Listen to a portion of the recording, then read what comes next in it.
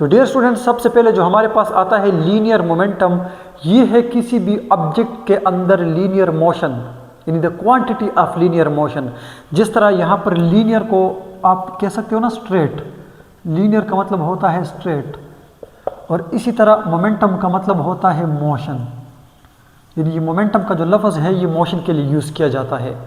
तो फिर इन terms of these both words आप कहोगे कि the quantity of linear motion in a body is called linear momentum, कि किसी भी ऑब्जेक्ट के अंदर लीनियर मोशन की मकदार कितनी है, कितना उसकी क्वांटिटी है, तो इसी को आप लोग बोलते हो लीनियर मोमेंटम।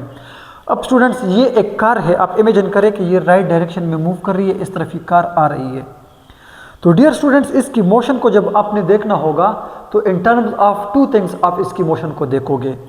एक इन टर्म्स ऑफ इसकी वेलोसिटी, जाहिर बात है कि जितना फास्ट ये कार मूव करेगी वेलोसिटी इसकी ज़्यादा होगी, तो आप कहोगे यार इसकी मोशन ज़्यादा है, इसकी मोमेंटम ज़्यादा है।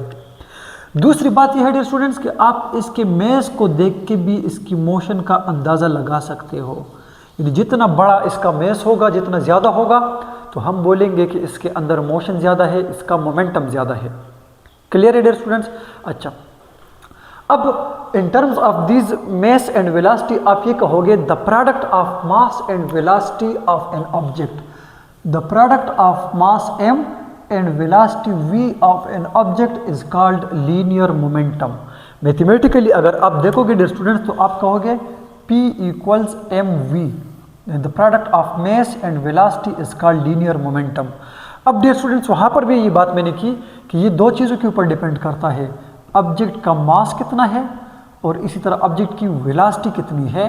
तो हम बोलेंगे कि इन दोनों के प्रोडक्ट को हम लोग कहते हैं कि इसका ये लीनियर मोमेंटम है।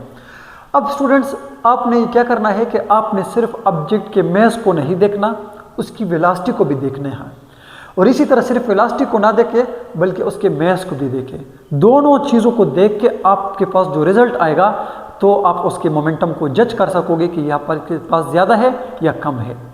अब डियर स्टूडेंट्स, जिस तरह आपके पास है बुलेट, ठीक है, जब वो पिस्टल से निकलती है तो कितना वो तेज़ मूव करती है। अब अगर आप इसके मास को देखें तो उसका मास तो बहुत ज़्यादा कम होता है, लेकिन उसकी मोशन तो बहुत ज़्यादा है क्योंकि उसकी वेलोसिटी ज़्यादा है। मतलब ये वेलोसिटी भी अगर इंक्रीज़ हो रही है तो इसका ये मतलब है कि मोमेंटम इंक्रीज़ हो रहा है। आपने सिर्फ मास को नहीं देखना।